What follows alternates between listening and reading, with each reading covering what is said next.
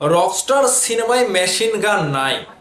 সেই machine gun না থাকার কারণে বাংলাদেশের বিখ্যাত কুখ্যাত প্রযোজক এবং পরিচালক তারা মনের দুঃখে একজন আরেকজনের গলা ধরে কান্নাকাটি শুরু করেছে।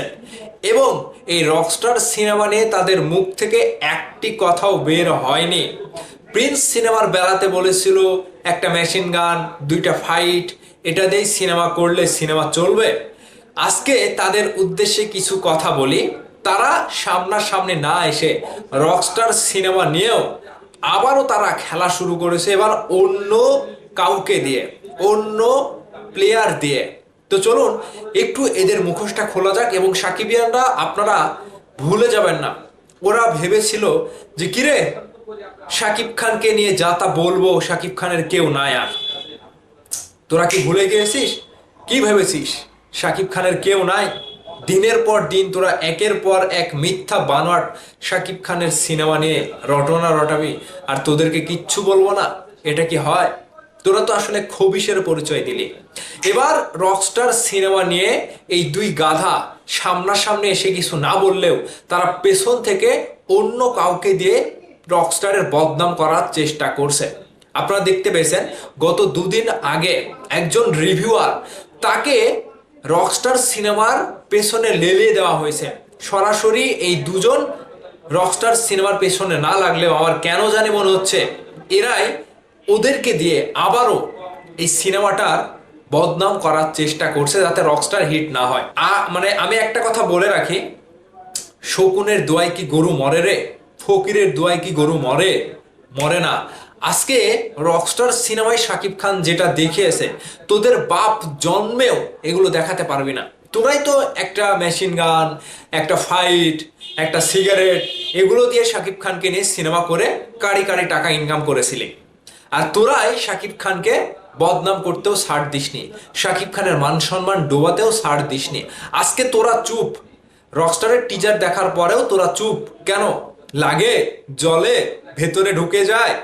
রকস্টারের গিটার তোদের ভেতরে দিয়ে দেখাবো যে রকস্টার কি করতে পারে, শাকিব খান কি করতে পারে। শাকিব খান সিনেমা হিট দিতে মেশিন গান লাগে না, হাতে গিটার গিটার থাকলেও সেটা হিট হয়। এবার রকস্টার দিয়ে তোদেরকে প্রমাণ দিয়ে দেব। তোরা ভেবেছিস আমরা যা তা বলেই যাচ্ছি, এগুলো দর্শক জানবে, দর্শকদের ব্রেন ওয়াশ করে দর্শকদের জাতামাতা ঘটিবাটি বুঝিয়ে দেব, আর রকস্টার সিনেমাটি মানুষ দেখবে না, বদনাম করব। এআই দিয়ে তৈরি করা, এআই মারাও, এআই তোমাদের পেছন দিয়ে দিয়ে মাথা দিয়ে বের করে দেবো, এরকম একটা পরিস্থিতি তৈরি করতে হবে। সাকিবিয়ানরা আপনারা এদেরকে ছাড় দেবেন না, এদেরকে ছাড় দেবেন না। কথায় আছে না, বেশি তেল তেল করতে করতে মাথায় ওঠে, বেশি মুখ দিয়ে দিয়ে কথা বললে মাথায় উঠে বসে, ঘাড়ে উঠে বসে। হ্যাঁ, বেশি স্বজনপ্রীতি করতে গেলে তো এরা হচ্ছে সেই জাত, এরা কখনো ভালো হবে না। শাকিব খানের শত্রু এরা সারা জীবন থাকবে। যেই শাকিব খানকে নিয়ে এরা শত্রুতা আমি শুরু করেছিল, সেই খেলাটা এখনো এরা বন্ধ করেনি। এরা সরাসরি মিডিয়াতে এসে মুখ না খুললেও পেছন থেকে খেলছে, অন্য কাউকে দিয়ে খেলাচ্ছে রকস্টারের বদনাম করা কিংবা রকস্টারকে ডুবানোর জন্য। এবার কোনো মন্ত্রতন্ত্র কাজ হবে না, এবার কোনো মন্ত্র দিয়ে কাজ হবে না, এবার মুখের বলি দিয়ে কাজ হবে না। এবার পেছনের শক্তি দিয়ে আসো, পেছনে তোমার কতটা শক্তি রয়েছে সেটা দিয়ে শাকিব খানের রকস্টারের সাথে খেলতে আসো। তোমাদের গরু চড়ানো, ছাগল চড়ানো, গাধা চড়ানো সিনেমার তো আর চলবে না। শাকিব খান বাংলা সিনেমার মোড় চেঞ্জ করতে পারে, এবার রকস্টার সিনেমা দিয়ে দেখিয়ে দেবে। এবার সেই তোমরাই যদি শাকিব খানের কাছে আসো, শাকিব খান দিয়ে দেবে। আমি বলছি শাকিব খান দিয়ে দেবে, একেবারে গোটাই দিয়ে দেবে। এটা কিন্তু সময়ের অপেক্ষা। আগামী কোরবানির ঈদে খেলতে হবে। কোনো মায়ের লাল পুত শাকিব খানের এই রকস্টার সিনেমাকে লাগতে পারবে না সিনেমার সাথে। কথা আমি দিলাম, কথা আমি বললাম, আজকের কথাটা লিখে রাখেন।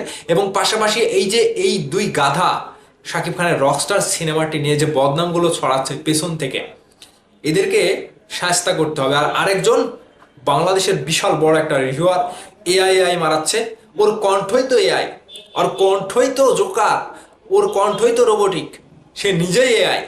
ঠিক আছে, তো এরা আসলে এই যে খেলছে এভাবে। ঠিক আছে, সাকিবিয়ানরা বুঝতে আর বাকি নাই কারা কোথা থেকে কিভাবে কলকাঠি নাড়ছে পেছন থেকে রকস্টারকে ডুবানোর জন্য। বুঝতে পেরেছি। তো রকস্টারকে ডুবানোর ব্যর্থ চেষ্টা করলে এরা ইন্ডাস্ট্রি থেকে হারিয়ে যাবে।